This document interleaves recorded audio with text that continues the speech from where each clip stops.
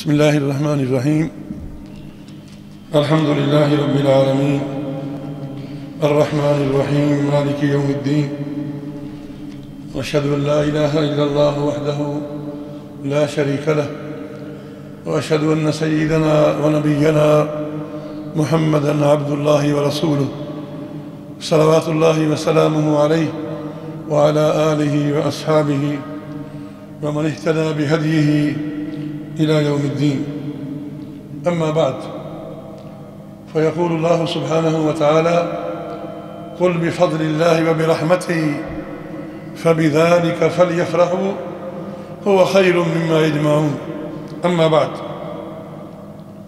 مستمعین، الحمدللہ چند دنوں کے بعد رمضان المبارک کا مبارک مہینہ ہم پر سایہ فگن ہونے والا ہے۔ اس کی رحمت کی بارش ہماری زندگیوں کو سیراب کرنے والی ہے۔ اس مبارک کا ہر روز سعید اور ہر رات شب مبارک ہے۔ اللہ تعالیٰ سے دعا ہے کہ جو باقی آنے والے ایام ہیں انہیں خیریت سے گزارے اور ہمیں اس مہینے کی برکتوں سے، رحمتوں سے اور فیوض سے محروم نہ فرمائے۔ معزز سامعین، یہ بڑا مبارک مہینہ ہے، یہ بڑا عظیم مبارک مہینہ ہے۔ اس کو پانا، اس کے روزے رکھنا بہت بڑی خوش قسمتی ہے، بہت بڑا ثواب ہے، بہت بڑی فضیلت ہے۔ حدیث میں آتا ہے کہ نبی کریم صلی اللہ علیہ وسلم کے زمانے میں 3 دوست تھے۔ ان میں سے 2 کسی غزوے میں شہید ہو گئے۔ اللہ کے راستے میں شہادت پانا بہت بڑا ثواب ہے، بہت بڑا مقام۔ شہید ہو گئے، اور جو تیسرا تھا ان کے ساتھ تھی، وہ تقریباً 1 سال کے بعد اپنی طبیعی موت مر گیا، شہید نہیں ہوا۔ ان کو خواب میں دیکھا گیا کہ جو بعد میں اپنی طبیعی موت مرا ہے اور شہید نہیں ہوا، وہ مرتبے کے لحاظ سے ان دونوں سے آگے جا رہا ہے۔ لوگوں کو حیرت ہوئی، یہ کیسے ہے؟ وہ شہید ہوئے ہیں، یہ طبیعی موت مرا ہے اور ان سے آگے نکل گیا ہے۔ تو لوگوں نے حیرت کے انداز میں نبی کریم سے پوچھا کہ یا رسول اللہ، یہ کیا ہوا؟ آپ نے فرمایا کیا تم دیکھتے نہیں ہو؟ اس نے ان کے بعد رمضان کو پایا ہے، روزے رکھے ہیں، نمازیں پڑھی ہیں، اس لیے یہ آگے نکل گیا ہے۔ ذرا تصور کریں کہ ایک روزے رکھنے کی وجہ سے اللہ نے اس کو شہیدوں سے بھی اعلیٰ مقام عطا کر دیا۔ اللہ نے شہید کے لیے مغفرت کا وعدہ فرمایا ہے، اس میں کوئی بات نہیں ہے، لیکن یہ نہیں کہا کہ سب سے آگے ہوگا۔ مراتب اپنے اپنے ہوتے ہیں، مرتبے اپنے اپنے ہوتے ہیں، لیکن اللہ کا یہ وعدہ ہے کہ اسے بخشش نصیب ہوگی۔ تو میں عرض یہ کر رہا تھا کہ اس مہینے کو پانا، اس کے روزے رکھنا، اس میں عبادات کرنا بہت بڑی فضیلت ہے۔ لہذا باقی چند دن ہیں، تیاری کریں، اپنے بچوں کو، بیوی بچوں کو لے کر بیٹھیں، انہیں سمجھائیں رمضان کی عظمت، رمضان کی حرمت، رمضان کا مقام ان کے دلوں میں ڈالیں۔ چھوٹے بچوں کو ترغیب دیں کہ وہ روزے رکھیں۔ یہ کام جو کرنے کی ہے آپ وہ کریں۔ رمضان المبارک کی آنے والی جو ساعات ہیں، جو آنے والی گھڑیاں ہیں، وہ بہت ہی مقدس ہیں۔ معزز سامعین، رمضان کیا ہے؟ رمضان کا مقصد کیا ہے؟ اصل میں رمضان المبارک قرآن کریم کی تعبیر میں لعلکم تتقون، پرہیزگاری کا نام ہے، تقوی کا نام ہے۔ تقوی کیا ہوتا ہے؟ اپنے آپ کو گناہوں کی دلدل سے نکالنا، نیکی کے کاموں پر اپنے آپ کو لگانا، اور اللہ تبارک و تعالی سے ڈرتے رہنا، یہ تقوی ہے۔ لعلکم تتقون، اپنے آپ کو حد الامکان جو ہمارے بس میں ہے گناہوں سے بچانا، نیک کاموں کے لیے اپنے آپ کو تیار کرنا، ان پہ لگانا، اور اللہ تبارک و تعالی سے ڈرتے رہنا۔ حضرت علی کا قول ہے رضی اللہ عنہ تقوی کے بارے میں، هو الخوف من الجلیل، تقوی جو ہے اس میں پہلا کام اللہ سے ڈرنا ہے، والعمل بالتنزیل، دوسرا کام قرآن و حدیث پہ عمل کرنا ہے، والاستعداد لیوم الرحیل، اور مرنے کے لیے اپنی تیاری کرنی، یہ ہے تقوی۔ معزز سامعین، رمضان المبارک کا یہ مقدس مہینہ نزول قرآن کا مہینہ ہے، نزول قرآن کا مہینہ ہے۔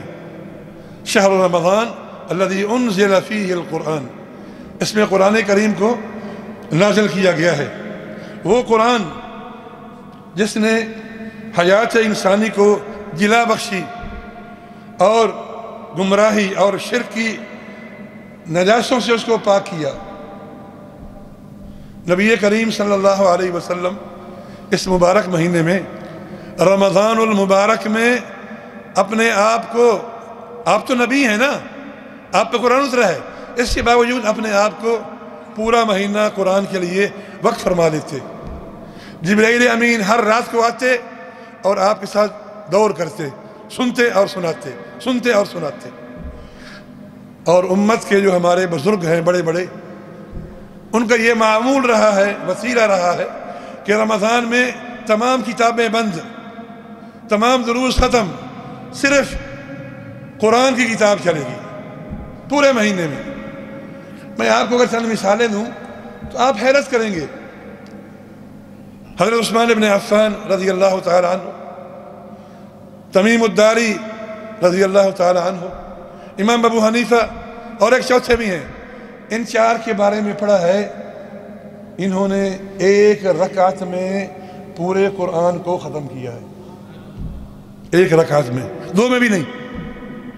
اور وہ تو لوگ بے حساب ہیں جنہوں نے دو میں کیا، یا جنہوں نے مثلا ایک دن میں کیا یا 2 دن، وہ تو بے حساب ہیں۔ امام شافعی سے یہ بات متواتراً منقول ہے کہ وہ رمضان میں 60 بار قرآن کریم ختم فرمایا کرتے تھے، ایک دن کو ایک رات کو، ایک دن کو ایک رات کو۔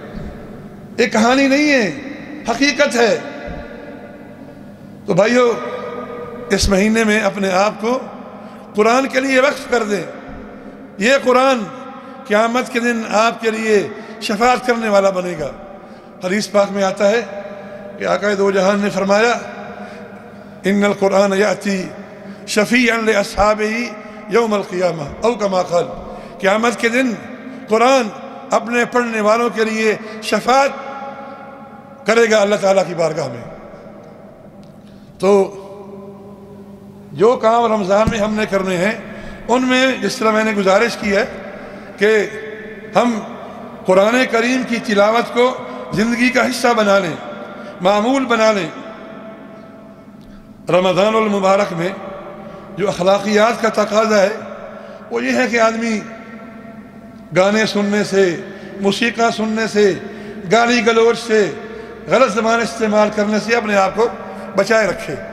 یہ تو عام حالات میں بھی بچانے کا حکم ہے، رمضان تو بہت بڑی چیز ہے۔ حضور صلی اللہ علیہ وسلم کا ارشاد گرامی ہے، من لم یدع قول الزور والعمل به فلیس للہ حاجہ ان یدع طعامہ وشرابہ۔ جو آدمی جھوٹا پروگرام، جھوٹی گواہی، غلط کام نہیں چھوڑتا تو اللہ کو ضرورت نہیں ہے کہ وہ بھوکا پیاسا رہے، اس کا روزہ ہی نہیں۔ فلیس للہ حاجہ ان یدع طعامہ وشرابہ۔ یاد رکھیں، منہ سے نکلے ہوئے الفاظ صرف معنی ہی نہیں بلکہ دانت رکھتے ہیں جو کاٹ لیتے ہیں، ہاتھ رکھتے ہیں جو گریبان کو پھاڑ دیتے ہیں، اسلحہ رکھتے ہیں جو اس جسم کو چھلنی کر دیتے ہیں۔ حدیث پاک میں آتا ہے کہ آقا دو جہان صلی اللہ علیہ وسلم نے فرمایا کہ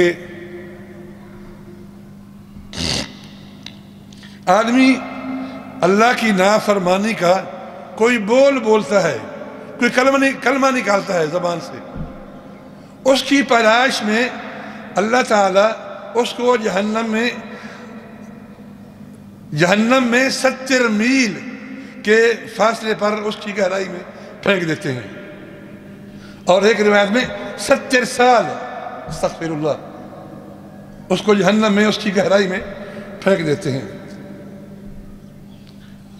ہمارے بعض بھائیوں کو رمضان المبارک میں گرمی کی وجہ سے، بھوک کی وجہ سے، پیاس کی وجہ سے غصہ آتا ہے۔ ارے یہی تو امتحان کی جگہ ہے، یہیں صبر کر کے دکھانا ہے۔ اگر ایسی کیفیت پیدا ہو صبر کریں، اپنے کنٹرول سے باہر نہ ہو جائیں۔ اللہ تعالیٰ نے اپنے بندوں کی نشانیاں بیان فرمائی ہیں، کیا فرمایا؟ وَالْكَاظِمِينَ الْغَيْظَ وَالْعَافِينَ عَنِ النَّاسِ، جو میرے بندے ہیں وہ غصے کو پی جاتے ہیں اور لوگوں کو معاف کر دیتے ہیں، غصے کو پی جاتے ہیں۔ اللہ تعالیٰ فرماتے ہیں وَلْيَعْفُوا وَلْيَصْفَحُوا أَلَا تُحِبُّونَ أَن يَغْفِرَ اللَّهُ لَكُمْ۔ ارے یار معاف کر دو، درگزر کر دو، کیا تم یہ نہیں چاہتے ہو کہ اللہ تمہیں معاف کر دے؟ کیا تم یہ نہیں چاہتے ہو أَلَا تُحِبُّونَ أَن يَغْفِرَ اللَّهُ لَكُمْ؟ تم لوگوں کو معاف کرو، اللہ تمہیں معاف کرے گا۔ تو گھر میں بیوی کے ساتھ، بچوں کے ساتھ اپنا زور دکھانا، طاقت دکھانا، سیدھے الٹے کلمات استعمال کرنا، یہ ایک مومن کے لیے خاص کر رمضان میں یہ روا نہیں ہوتا۔ رمضان کا احترام کرے، صبر کرے، تحمل کرے، پیاس ہے، بھوک ہے، اور بات ہے، اپنے روزے کی اتنی بڑی عبادت کو خراب نہ کرے۔ معزز سامعین، رمضان المبارک کا تقاضا یہ ہے کہ ہمارے دل جو ہے نا وہ صاف ہوں، ہمارے دل میں کسی کے بارے میں کینہ، بغض، دشمنی، عداوت نہیں ہونی چاہیے۔ میں آپ کو ایک عجیب واقعہ بیان کرتا ہوں، چھوٹا سا ہے۔ ابو دجانہ صحابی ہیں رضی اللہ تعالیٰ عنہ، بہت بڑے صحابی ہیں، بدر میں شریک ہوئے، احد میں شریک ہوئے، تقریباً تمام غزوات میں شریک ہوئے۔ اور ہم جانتے ہیں کہ حدیث میں آتا ہے کہ آپ صلی اللہ علیہ وسلم نے فرمایا، اللہ تعالیٰ نے بدر کے دن اہل بدر پر نگاہ ڈالی اور فرمایا افعلوا ما شئتم فقد غفرت لکم، آج کے بعد جو مرضی کرو میں نے معاف کر دیا۔ اور کیا چاہیے؟ بخشش تو مل گئی، اللہ نے معاف کر دیا۔ اور بیعت رضوان کے بارے میں کیا فرمایا؟ لقد رضی اللہ عن المؤمنین اذ یبایعونک تحت الشجرہ، وہی بہت بڑی گواہی ہے۔ تو اب تو اللہ کی گواہی، قرآن کی گواہی، اور کیا چاہیے؟ لیکن ابو دجانہ کیا کہتے ہیں، ذرا توجہ فرمائیے۔ کہنا تو یہ چاہیے تھا بھئی میری بخشش کے لیے میرا بدری ہونا کافی ہے، یہ بات بنتی ہے نا؟ ارے میری بخشش کے لیے بیعت رضوان میں ہونا کافی ہے، یہ بہت بڑی بات ہے۔ لیکن نہیں، وہ یہ نہیں کہہ رہے۔ کیا کہہ رہے ہیں؟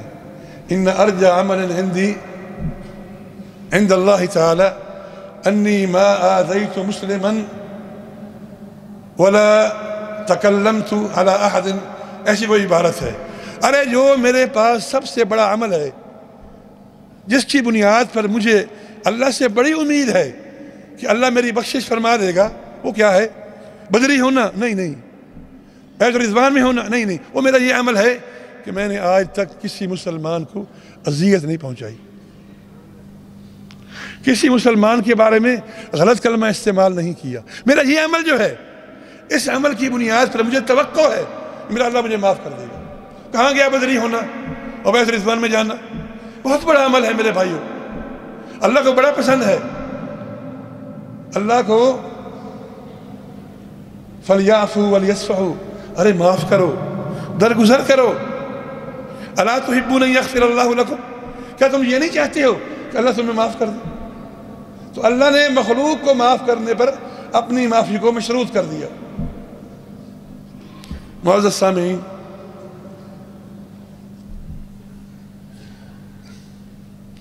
معاف کرنے کی عادت ڈالیں، معاف کرنے کی، یقین جانیے معاف کرنا کمزوری نہیں ہے، واللہ معاف کرنا کمزوری نہیں ہے، خاموش ہو جانا شکست نہیں ہے۔ یہ تو اولو الالباب کے بڑے لوگوں کا کام ہے جو جواب تک نہیں دیتے، خاموش ہو جاتے ہیں، اللہ تبارک و تعالیٰ سے رحمت کی امید کرتے ہیں۔ ہم کہاں ہیں؟ ہمارے اعمال کیا ہیں؟ حدیث پاک میں آتا ہے ما زاد اللہ عبدا بعفو الا عزا، جو بندہ معاف کرتا ہے اللہ تعالیٰ اس کو اور عزت اور مقام نصیب فرماتا ہے، وہ اللہ کا مقرب بندہ بن جاتا ہے، اللہ تعالیٰ اس کو پسند فرماتا ہے۔ معزز سامعین، رمضان المبارک کا استقبال توبہ سے کریں، استغفار سے کریں، اللہ سے معافی مانگ کر کریں کہ اللہ تعالیٰ یہ مقدس مہینہ، یہ مقدس ایام جو ہمیں نصیب فرما رہے ہیں، ہمیں ان کی برکات اور ان کی فیوزات سے فائدہ اٹھانے کی توفیق عطا فرمائے۔ ہماری جو کیفیت ہے، ہماری جو حالت ہے، اس کا تقاضا تو یہ ہے کہ ہم ہر وقت توبہ کرتے رہیں، استغفار کرتے رہیں۔ اور یار سچی بات تو یہ ہے کہ ہمارے استغفار کو بھی استغفار کی ضرورت ہے، ہمارے استغفار کو بھی استغفار کی ضرورت ہے۔ سچا نہیں ہے، ہم جھوٹ بولتے ہیں، ابھی استغفار کیا پھر کام شروع کر دیا، تو ہمارا استغفار بھی اس بات کا متقاضی ہے کہ استغفار کیا جائے۔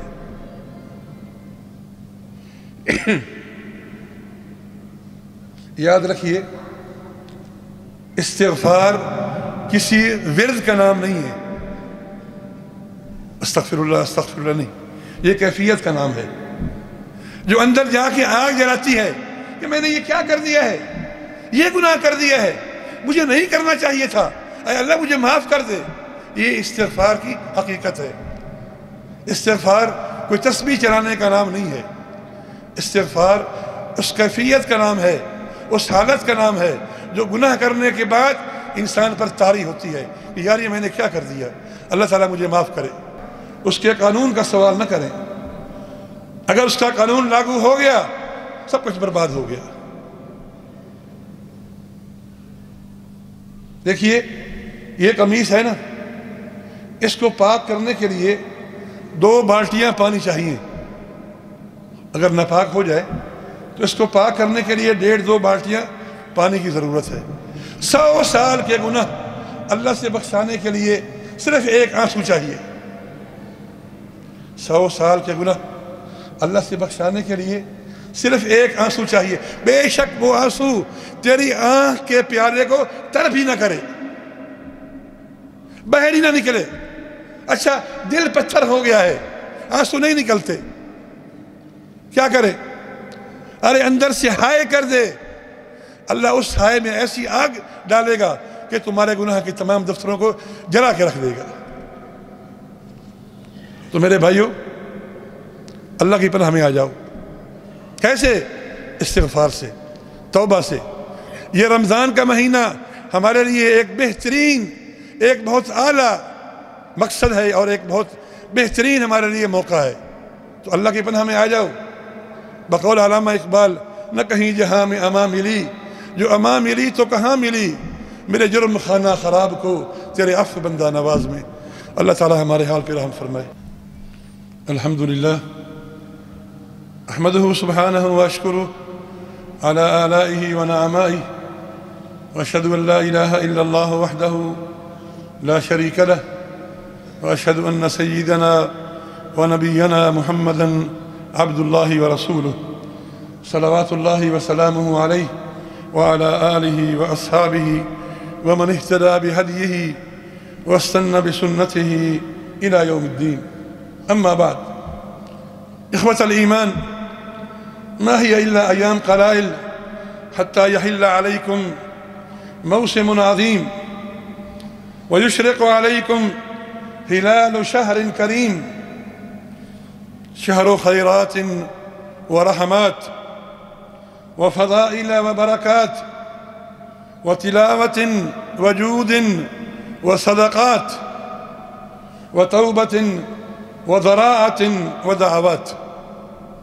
إنه يا عباد الله، إنه شهر رمضان المبارك، الشهر الكريم، الشهر الذي ليس كالشهور، الشهر الذي اختص الله تبارك وتعالى فيه بمغفرته ورحمته وجوده وكرمه وعفوه. إخوة الإيمان، يشرق عليكم بعد أيام قلائل، يشرق عليكم شهر المرابح، يشرق عليكم شهر المرابح بأفضاله ونواله، بجماله وجلاله، بخيراته وبركاته. زائر ظاهر، وشهر عاطر. زائر ظاهر وشهر عاطر، فضله ظاهر، بالخيرات زاخر، لا تعد محاسنه ولا فضائله. شهر القبول والسعود، شهر العتق والجود. فاروا الله من أنفسكم خيرا، فقد فاز من فاز، فقد فاز من جاز، وجاز من جاز. تقول عائشة رضي الله عنها: كان رسول الله صلى الله عليه وسلم يجتهد في رمضان ما لا يجتهد في غيره. الله أكبر. إخوة الإيمان، إن بلوغ رمضان وإدراكه وقيامه وصيامه لنعمة وأي نعمة، لفضيلة وأي فضيلة. يدل عليه ذلك الحديث الذي رواه الإمام أحمد بن حنبل أنه كان هناك في أيام النبي صلى الله عليه وسلم 3 أصحاب، منهم 2 استشهدا في سبيل الله تعالى، أما الثالث فبقي بعدهما سنة حتى مات على فراشه، ثم رأوه في المنام فإذا بذلك الثالث الذي لم يستشهد إذا به سابق لهما، فلكأن الناس تعجبوا كيف هذا، فذكروا ذلك للنبي الكريم صلى الله عليه وسلم، فقال: أليس صام بعدهما رمضان؟ أليس صلى كذا وكذا من الصلوات؟ والذي نفسي بيده إن بينهما لأبعد مما بين السماء والأرض. الله أكبر، الله أكبر. إخوة الإيمان، الرمضان قادم بخيراته وبركاته، فيوضه ورحماته، فماذا استعددنا لها؟ ماذا عملنا لأن نستقبله؟ كيف نستقبله؟ يجب أن نستقبله بصيامه وقيامه. قال رسول الله صلى الله عليه وسلم: من صام رمضان إيمانا واحتسابا غفر له ما تقدم من ذنبه. أيها الإخوة، كيف نستقبل هذا الشهر المبارك؟ نستقبله بقراءة القرآن وتلاوته وتدبره والعمل به، فرمضان شهر القرآن، شهر رمضان الذي أنزل فيه القرآن. ولقد كان رسول الله صلى الله عليه وسلم يلقى جبريل في كل ليلة من رمضان فيدارسه القرآن. وكان من السلف من يترك كل أعماله لأجل القرآن، فمنهم من يقرأه في ركعة واحدة، كما نقلوا ذلك عن عثمان بن عفان وتميم الداري وأبي حنيفة رحم الله الجميع. ومنهم من كان يختمه في ليلتين، ومنهم من في 3. الإمام الشافعي رحمه الله كان يختم في رمضان 60 ختمة. يا جماعة، 60 ختمة بالنهار ختمة بالليل. الله أكبر. إخوة الإيمان، كيف نستقبل رمضان؟ نستقبله بإذابة الشح عن النفوس والمسارعة إلى العطاء والجود، فلقد كان رسولكم صلى الله عليه وسلم أجود الناس، وكان أجود ما يكون في رمضان، وقال لبلال: يا بلال أنفق ولا تخشى من ذي العرش إقلالا. الله أكبر. إخوة الإيمان، كيف نستقبل رمضان؟ نستقبله بحسن الخلق مع الناس واللين والمحبة والعفو والسفح. قال تعالى: وليعفوا وليصفحوا ألا تحبون أن يغفر الله لكم؟ إخوة الإيمان، كيف نستقبل رمضان؟ نستقبله بتقوى الله وخشيته، والتقوى ألا يراك الله حيث نهاك، وألا يفخذك حيث أمرك. هذا تعريف التقوى. قال علي رضي الله عنه: التقوى هو الخوف من الجليل، والعمل بالتنزيل، والقناعة بالقليل، والاستعداد ليوم الرحيل. التقوى يا عباد الله باختصار شديد وبكلمة واحدة هي ترك الذنوب. دع الذنوب صغيرها وكبيرها، ذاك التقى، واصنع كماش فوق أرض الشوك يحذر ما يرى، لا تحقرن صغيرة إن الجبال من الحصى. بارك الله لي ولكم في القرآن العظيم. الحمد لله، أحمده كما أمر، وأشكره على آلائه وعلى نعمائه، وقد وعد بالزيادة لمن شكر. وأشهد أن لا إله إلا الله وحده لا شريك له، وأشهد أن سيدنا ونبينا محمدا عبد الله ورسوله. إخوة الإيمان، إن أعظم ما يستقبل به رمضان هو الاستغفار، لأن ذنوب العبد تحرمه التوفيق، وما ألزم عبد قلبه على الاستغفار إلا زكيا، وإن كان ضعيفا قويا، وإن كان مريضا شفيا، وإن كان مبتلا عوفيا، وإن كان محتارا هديا، وإن كان مضطرا سكنا. وهو الأمان الثاني بعد رسول الله صلى الله عليه وسلم: وما كان الله ليعذبهم وأنت فيهم، وما كان الله معذبهم وهم يستغفرون. بارك الله لي ولكم في القرآن العظيم وبهدي سيد المرسلين. ألا صلوا وسلموا على النبي الكريم وعلى آله وأصحابه أجمعين، فقد أمركم الله تبارك وتعالى بذلك في كتاب المبين، فقال عز من قائل عليما: إن الله وملائكته يصلون على النبي يا أيها الذين آمنوا صلوا عليه وسلموا تسليما. اللهم صل وسلم وبارك وأنعم على عبدك ورسولك سيدنا محمد صاحب الوجه الأنور والجبين الأظهر، وارض اللهم عن خلفائه الأربعة أبي بكر وعمر وعثمان وعلي، وعن بقية أصحاب نبيك أجمعين، وعنا معهم بمنك وكرمك يا أرحم الراحمين. اللهم أعز الإسلام والمسلمين، اللهم أعز الإسلام والمسلمين، اللهم انصر دينك وكتابك وسنة نبيك وعبادك الصالحين. اللهم فرج هم المهمومين، ونفس كرب المكروبين، واقض الدين عن المدينين، واشفنا واشف مرضانا ومرضى المسلمين.